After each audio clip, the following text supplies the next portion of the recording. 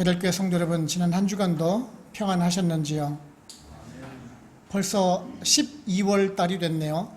이제 한 달 남았습니다. 이제 남은 한 달도 정말 잘 마무리하시고 내년 새해 계획을 잘 세우시는 여러분들 되시기를 바랍니다. 오늘도 우리가 베드로 전서를 살펴보고자 하는데요. 제가 교회 홈페이지를 쭉 정리해서 올려놓는 그 난중에 나이지리아 소식을 올려놓는 곳이 있습니다. 아마 보신 분들도 계실지도 모르겠습니다. 제가 그 나이지리아 소식을 정리하면서 올려놓는 도중에 좀 흥미로운 기사가 하나 있는데요. 그것은 올 1월부터 10월까지 기독교인으로서, 나이지리아 살고 계는 기독교인으로서 이슬람권에 의해서 희생당하신 분이 4,020명이나 된다라는 말씀이었습니다. 한 달에 평균적으로 400명 정도가 살해를 당하게 됩니다.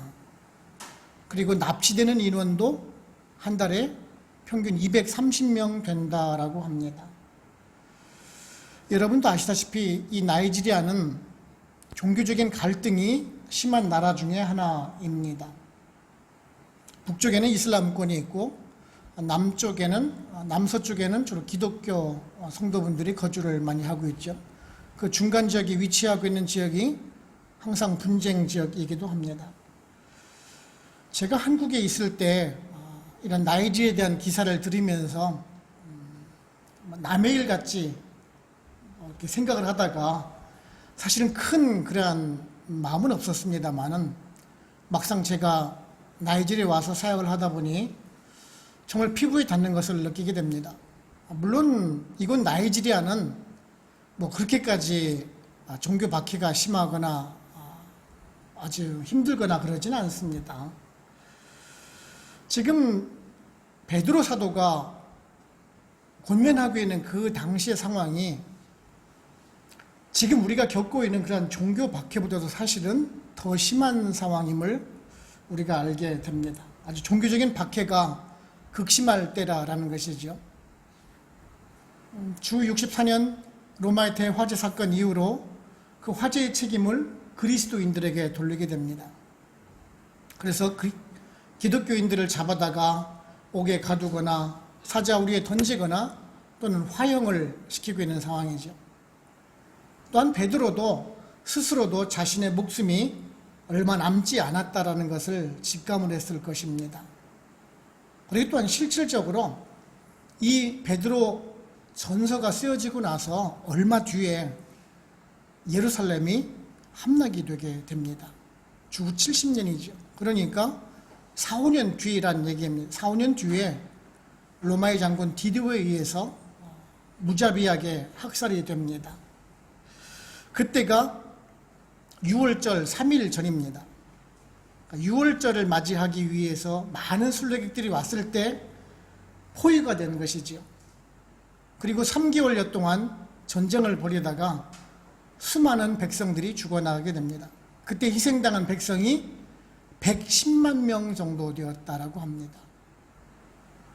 그리고 포로로 끌려간 사람이 9만 7천 명이었다라고 합니다. 3개월 동안 먹을 식량이 없어서 인육을 먹었다라고 합니다. 인육을 먹으면서 버틸 정도로 힘든 참혹한 상황이었다라고 합니다. 베드로 사도는요, 그 미래적인 측면뿐만 아니라 지금 당장 현실 쪽에서 벌어지고 있는 그 상황을 지금 말씀을 하고 있죠.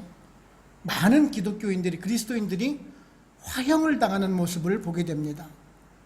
그래서 권면을 하고 있죠. 그런 불시험 당하는 것을 이상히 여기지 말라라고 말입니다. 오히려 그리스도의 그 고난에 참여함으로 인해서, 그리스도인들이 예수 그리스도의 고난에 참여함으로 인해서 기뻐하라라고 권면을 하고 있습니다. 사실 이 권면의 말씀은 당시에 기독교인들에게는 아주 큰 위안과 소망이 되었을 것입니다. 오늘도 우리가 마찬가지입니다. 우리가 뭐 그때 당시처럼 되게 심한 종교 박해는 있지 않다 손 치더라도요, 우리가 견디기 힘든 고난과 환난을 만날 수가 있습니다. 그럴 때 우리가 오늘의 본문의 말씀을 생각을 해야 할 것입니다. 오늘은 베드로 사도가 이러한 고난을 만날 때 오히려 적극적인 선을 행하면서 우리의 창조주이신 하나님께 모든 것을 의탁하는 삶을 살라라는 그런 말씀을 보면서요, 우리들에게 어떤 교훈의 말씀을 주는지 한번 살펴보도록 해보겠습니다. 첫째는요, 우리 성도에게 고난은 하나님의 축복의 선물이라는 것입니다. 오늘 말씀 12절을 보시면은 사랑하는 자들아 너희를 연단하려고 오는 불시험을 이상한 일 당하는 것 같이 이상히 여기지 말고 라고 말씀을 하고 있습니다. 지금 베드로 사도는 그 그리스도인들이 이 세상에서 받는 그 각종 시험과 고난을 지금 불시험이라고 표현을 하고 있죠. 불시험. 아주 그 당시의 상황을 아주 적절하게 표현을 하는 것 같은데요. 제가 좀 전에 말씀드렸듯이 그리스도인들이 화형을 당하는 그 모습을 보고 이렇게 불시험이라는 표현을 하고 있는데요. 또 한 가지는 여러분들도 아마 성경을 보셔서 아실 것입니다. 금속이나 쇠 같은 것을 단련시킬 때 사용을 하는 것이 바로 곧 그 불입니다. 그러니까 순수한 재련을 하기 위한 과정이 불을 사용한다라는 것이죠. 쇠를 뜨겁게 불에 달군 다음에 그것을 두드려서 강하게 만드는 것이 바로 곧 그 불인 것입니다. 지금 그 성숙한 신앙인으로 만들기 위해서 사용하는 그 연단의 과정, 그것이 바로 곧 그 불시험이라고 표현을 하고 있는 것이죠. 우리 성도님들은 시험을 당할 때, 정말 힘들 때 그렇게 항변하실 수가 있을 거예요. 하나님 앞에 기도하면서 하나님 나에게 왜 이러한 시련을 주십니까? 좀 더 편한 방법으로 나에게 이러한 잘 가르치시면 되지 않겠습니까? 그냥 나에게 저에게 말로만 잘 타일르셔도 저는 잘 들을 수 있을 것입니다 라고 할 수도 있을지도 모르겠어요. 그렇죠? 근데 아마 여러분들이 어렸을 때라든지 아니면은 우리 자녀가 가지신 분들은 자녀를 기를 때를 한번 생각해 보시기 바랍니다. 우리가 꾸지람을 들었을 때, 엄마 아빠로부터 꾸지람을 들었을 때 우리들의 부모님이 내가 미워서 나에게 꾸지람을 하셨을까요? 나에게 매를 드셨을 때 내가 정말 미워서 나에게 매를 드셨냐라는 얘기. 사랑의 매라고 하지요. 물론 요즘에는 학교에서는 그러지는 않습니다. 하지만 우리 학교 다닐 때만 해도 선생님들은 참 많이 맞곤 했죠. 물론 사랑의 매도 있었고 다른 뜻에서 때리신 분들도 계셨지만은 모든 것이 다 마찬가지일 것이에요. 제자를 사랑하는 마음, 그 자식 같은 마음에 의해서 혼을 냈을 거라는 것이죠. 바로 그 베드로 사도가 권면을 하고 있는 것이 그것입니다. 사랑하기 때문에, 하나님의 자녀이기 때문에 매를 드서라도 시련과 고난을 주신다라는 것이죠. 그 신학적인 용어로 선택과 유기라는 것이 있습니다. 무슨 말씀인 거냐? 하나님께서 구원하실 자를 선택하시지요. 그죠? 여러분들 같이 우리 성도님들을 구원할 자를 하나님께서 선택하신다라는 말이에요. 유기라는 것은 무슨 말이냐면은 하나님께서 구원받지 못할 자들을 유기시킨단 말이에요. 우리가 왜 유기동물이란 말을 쓰지요? 유기한다는 말이에요. 즉 하나님께서는 구원받지 못할 자를 버려두신다는 말이에요. 즉 하나님께서는 구원받지 못할 자에게 시험이나 고난을 줄 필요조차 없다라는 말씀이에요.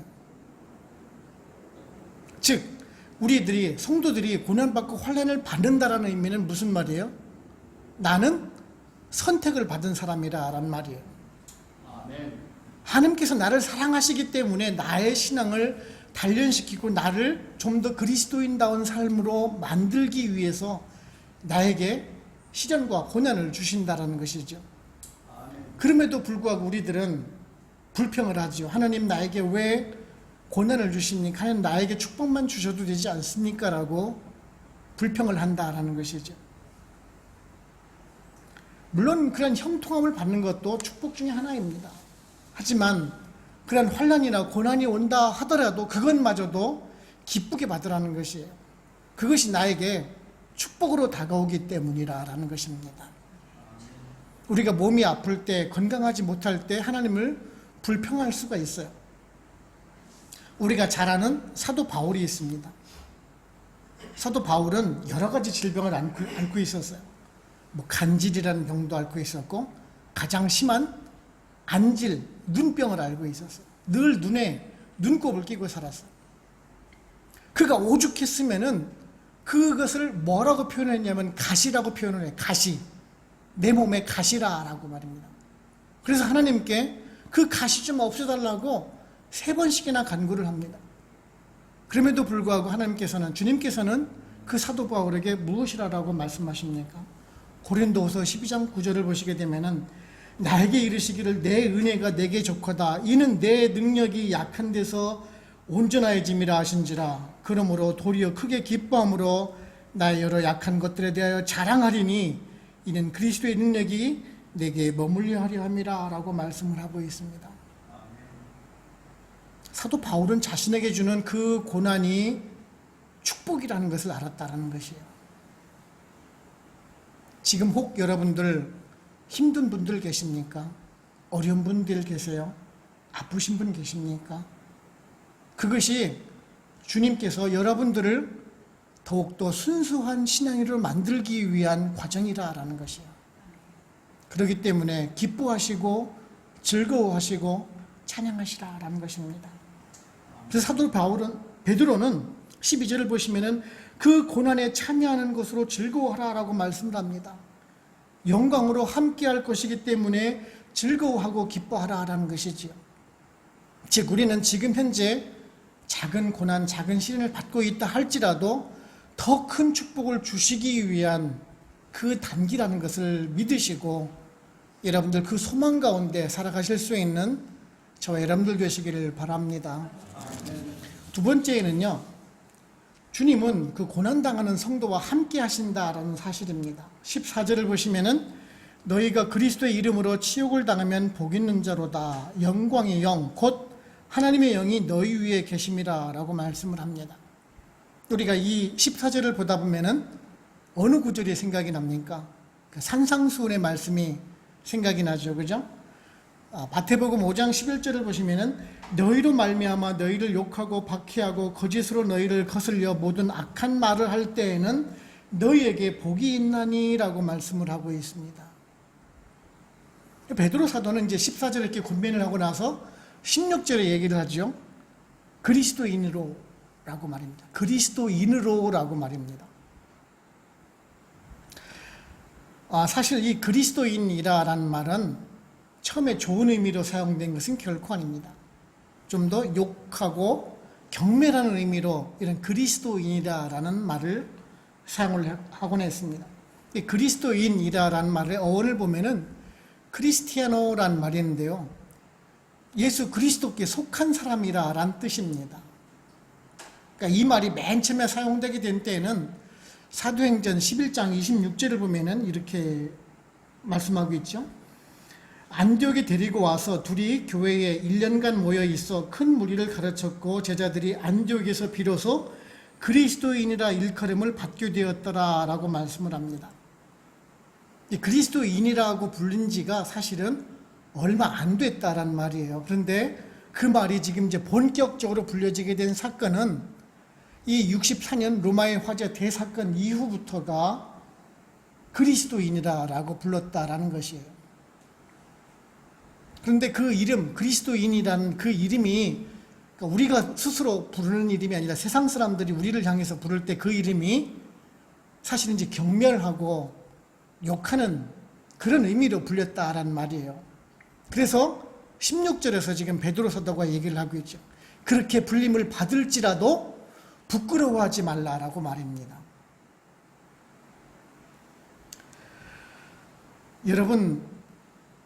여러분들이 성도로 그리스도인, 기독교인으로 살아간다는 것이 부끄럽습니까?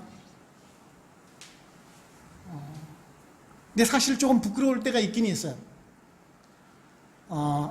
예를 들어서 내가 박해를 받아서 상대방으로 하여금 내가 부끄러운 것이 결코 아닙니다. 오히려 그리스도인이라는 사람들, 성도를 하는 사람들이 잘못된 모습들을 보면서 우리가 사실은 부끄러운 것이지요. 박해를 받는 것이 아니라 잘못된 성도들의 모습을 보면서 부끄러워하는 것이죠. 저 같은 경우도 목사로 있으면서 정말 목사라는 것이 부끄러울 때가 간혹가다 있어요. 세상에 목사라는 이름을 가지고 성적인 추문을 일으켜서 신문에 나온다라든지 아니면은 아들에게 교회를 세습하는 모습을 보여준다라든지 목사라고 하면서 폭력 사건이나 음주 사건에 연루돼 가지고 신문에 나오는 모습을 보게 되면은 정말 얼굴이 빨개질 정도로 부끄러울 때가 있어요. 여러분들 혹시 이곳 나이지리아 베들 한인교회를 우리가 섬기면서 우리 교회가 작기 때문에 혹시 부끄러운 적 있으십니까? 우리 교회 성전이 일반 건물을 렌트를 해서 이렇게 성전으로 꾸며서 사용하고 있고 다른 큰 교회들처럼 아름다운 성전의 모습이 아니라 여러분 부끄럽습니까?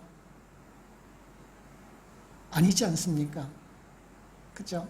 우리들은 이런 외형적인 것이 부끄러운 것이 결코 아니라라는 것이에요. 내면에 우리들 죄된 습성을 볼 때 우리가 부끄러운 것입니다. 정말 우리가 부끄럽지 않은 이유는 오늘 말씀하고 있지 않습니까? 우리와 하나님께서 함께 하신다는 것이에요. 그 하나님의 영이 우리 위에 계신다는 사실이에요. 그렇기 때문에 우리는 무슨 모욕을 당하더라도 사실은 부끄럽지가 않은 것이에요. 오늘 말씀 보면 욕을 받는다라는 말이 있어요. 욕을 받아요. 성도로서 살아갈 때 그 받는다는 그 형태가 현재 수동태예요.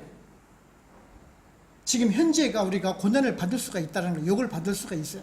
하지만 그 뒤에는 복 있는 자로다라는 말을 보게 되면은 마카리오스라는 단어인데요. 현재와 미래를 이렇게 이어주는 단어입니다. 즉, 지금 현재는 고난을 받고 욕을 얻어먹는다 할지라도 미래적으로는, 현재나 미래적으로는 우리가 복을 받는다라는 것이에요. 왜요? 하나님께서 우리와 함께 계시기 때문이라는 것이에요. 그렇기 때문에 우리가 지금의 힘든 상황도 이겨나갈 수가 있다는 말씀입니다. 뻔히 앞에 보이는 그 영광을 알기 때문이라는 것이죠. 옛말에 그런 말이 있죠. 젊어서 고생은 사서 한다? 정말 맞는 말이에요. 우리 성도로서 그 고생은 사서도 해야 된다는 것이, 왜냐하면은 앞으로의 그 미래의 영광이 우리들에게 주어질 것임을 알기 때문에 그렇다라는 것이죠. 그 하나님의 영이 우리와 함께 머물다라는 말, 얼마나 영광스러운 말씀입니까? 지금 우리가 비록 힘들고 어려운 상황을 맞이한다 할지라도요, 그래도 우리와 함께 계시는 그 하나님께서 우리와 함께 계시고 일단 우리들의 미래를 책임져 주실 것이라는 그 사실을 믿으시고 인내로서 잘 견뎌나가실 수 있는 저와 여러분들 되시기를 바랍니다. 아멘. 세 번째는 우리 성도는요, 세상을 향해서 본을 보여야 하는 삶을 살아가야 합니다. 18절을 보시면은 또 의인이 겨우 구원을 받으면 경건하지 아니한 자와 죄인은 어디에 서리요? 라고 말씀하고 있어요. 그 사도라든지 베드로 사도나 사도 바울도 마찬가지고 늘 말씀을 할 때에는 구약의 말씀들을 자주 인용을 합니다. 아마 평생 동안 들어왔던 말씀이기 때문이기도 하겠지요. 아마 베드로 사도도 오늘 이 말씀을 하면서 아마 잠언서의 말씀을 생각하였던 것 같습니다. 잠언서 11장 31절을 보시면은 보라, 의인이라도 이 세상에서 보응을 받겠거든 하물며 악인과 죄인이리요 라고 말씀하고 있습니다. 그 잠언서의 말씀을 생각을 해가면서 이 구절을 말씀을 했죠. 그리고 앞에 있는 이 18절을 말씀을 하면서 이제 앞에 17절과 18절을 연계지어서 말씀을 합니다. 성도의 심판과 불신자의 심판에 대해서 말씀을 하고 있죠. 즉, 성도의 심판은 지금은 비록 힘들고 어려울지라도 미래적으로는 우리가 영광의 길에 참여하고 복받는 길을 향해서 가는 거라는 얘기죠. 하지만 불신자의 길은 지금 비록 평온할지 몰라도 그들은 영원히 벌 받는 그 형벌의 길로 간다라는 사실을 말씀해 주고 있는 거예요. 그렇습니다. 우리 성도들은 지금 비록 환난의 길을 살아간다 할지라도 그래도 우리가 영광을 기다리고 있지만은요, 믿지 않는 불신자들은 지금 비록 편안하게 살아간다 할지라도 그들의 미래는 영원한 형벌이 기다리고 있다라는 것이죠. 이 얼마나 두렵고 무서운 말씀입니까? 사실 우리가 전도를 해야 하는 그 이유이기도 한 말씀이기도 합니다. 근데 사실 우리가 현실 속에서는 그렇게 전도하기가 쉽지만은 않죠. 뭐 옛날만 해도 쉽게 전도가 가능했습니다만 요즘 같아서는 전도가 정말 잘 안 되는 상황입니다. 교회 다니는 성도들, 우리 불신자들이 보면은 성도님들은 늘 환난과 고난이 있는 것 같고요. 뭐 예수 그리스도를 믿는다 하면서 우리랑 똑같이 죄 중에 살아가는 모습 보기도 하고요. 또한 이중적인 모습을 보면서 내가 예수 그리스도를 믿어야 되나 뭐 그런 생각들을 하기도 할 겁니다. 전도하기 상당히 힘든 상황은 우리가 다 알고 있는 사실입니다. 그런데요, 그렇다고 해서 우리가 전도를 안 해서 되겠습니까? 꼭 필요한 것이 전도라라는 말씀이에요. 여러분들 보험이라는 것이죠. 보험. 뭐 자동차 보험이나 화재 보험이나 뭐 그런 걸 듣습니다. 그걸 왜 듣습니까? 돈이 나가는데도 불구하고요. 미래에 있을지도 모르는 그 불확실성에 대해 가지고 무엇인가를 담보를 잡기 위해서 보험을 드는 것 아닙니까? 그죠? 그런데 하나 더 가정을 해볼게요. 우리가 집에서 화재 도구를 많이 사용을 해요. 그런데 주변에 인화물질이 많아요. 그래서 분명히 불이 날 걸 알아요. 식당 같은 데에서 기름을 많이 튀기기 때문에 꼭 불이 날 것 같아요. 불이 날 수 있는 것을 뻔히 알아요. 그런데도 불구하고 화재보험을 안 듣는 사람이라면 그 사람은 어떤 사람이겠습니까? 참 이상한 사람 아닙니까? 미련한 사람 아닙니까? 그죠? 마찬가지라는 것이요. 그 길이 보장되어 있고 앞날이 훤히 아는데 왜 안 믿느냐라는 것이에요. 왜 안 전도하냐라는 말씀이에요. 우리가 지난주에 지지난주 추수감사절 행사를 했지요.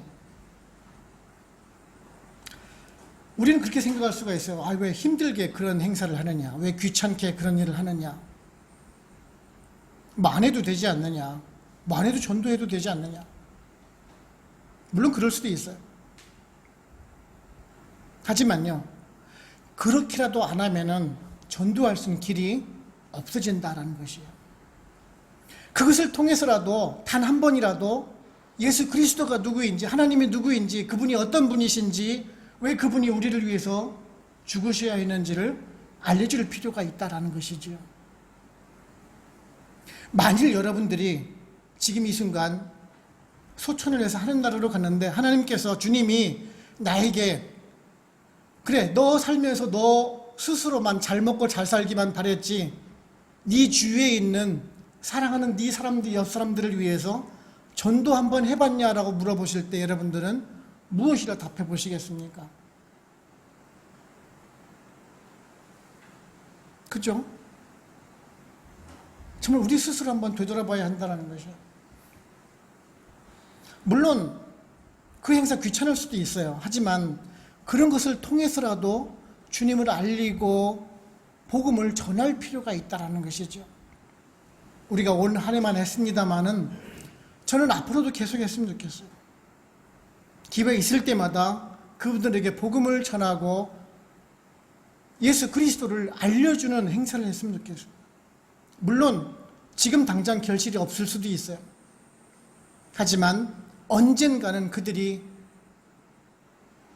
주님을 영접하고 다시 주님께 나올 수 있는 날이 분명하게 올 거라는 사실이에요.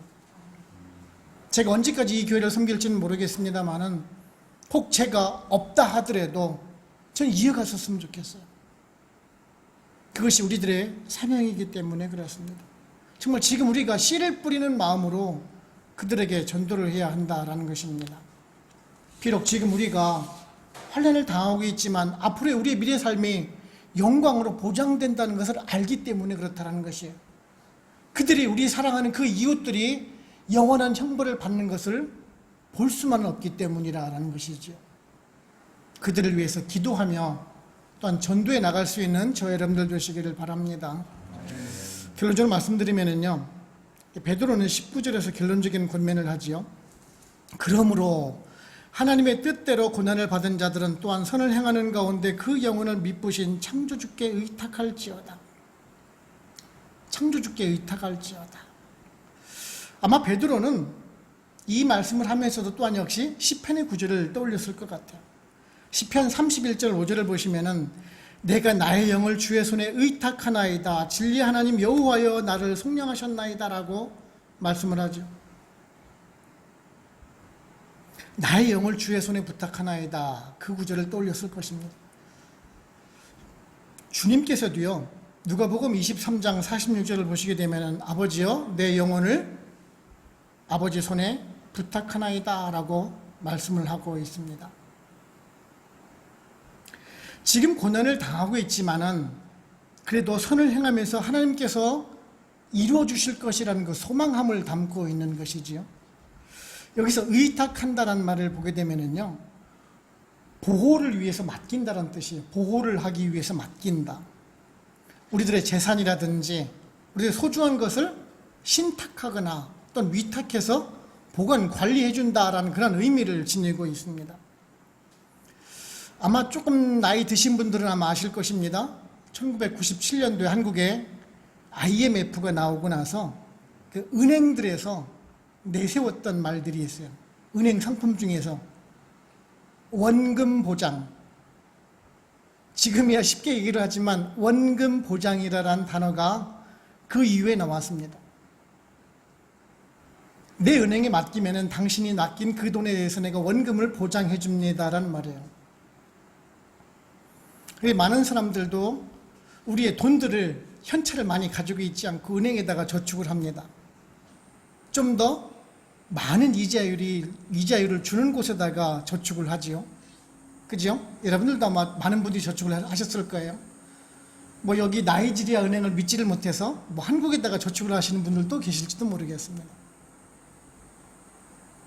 그런데요, 여기 요즘 이자율이 어떤지 모르겠습니다만은 만약에 이자율을 10% 준다라고 생각을 하면은 좋은 투자처입니까? 그죠? 연 10% 이자를 주면은 정말 좋은 투자처지요. 그만큼 원금에다가 이자까지 주니 말입니다. 그런데요, 그 수익률이 10%가 아니라 100%, 아니 1000%, 10,000% 준다라면 여러분들 투자 안 하시겠습니까? 투자하죠, 그죠? 확실한 곳인데 왜 투자를 안 하겠습니까? 바로 그 말씀이에요. 베드로 사도가 창조주께 의탁하라라는 그 말씀이 우리가 의탁을 하게 되면은, 모든 하나님께 맡기게 되면은 원금 보장뿐만 아니라 수백 배, 수천 배, 수만 배의 이익으로 되돌려준다는 것이죠. 그러니 하나님께 의탁하면서 살라라는 것이죠. 사실 우리들은 많은 분들이 그렇게 살고 있지는 못해요. 내가 맡긴다 하면서 내 의지로 살아가는 경향이 많습니다. 반대로 생각을 해서 내가 하나님께 온전히 맡기지 못한다는 얘기는 그만큼 수익이 적다는 얘기랑 똑같은 것이에요. 내가 10,000불, 100,000불을 위탁을 해놓으면 그 이자가 몇십만 불의 돈으로 되돌아올 텐데, 내가 전적으로 하나님을 믿지 못하기 때문에 5불, 10불만 맡겨놓기 때문에 내가 받는 이자는 겨우 1, 2불에 불과할 수도 있다는 것이. 우리 성도 여러분, 오늘 베드로 사도가 우리들에게 의탁하라는 그 말씀, 그 당시에 소아시족에 있던 성도들만 뿐만 아니라 우리들에게 주시는 권면입니다.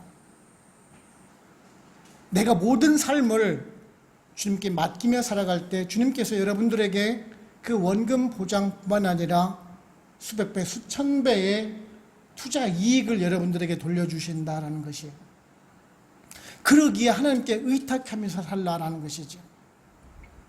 지금은 비록 힘들고 어려운 이 현실의 삶을 살아간다 할지라도요, 나를 만들어주신 그 창조주께, 하나님께 여러분의 모든 삶을 의탁하시고 살아가실 수 있는 저와 여러분들 되시기를 주님의 이름으로 축원을 합니다. 기도하겠습니다.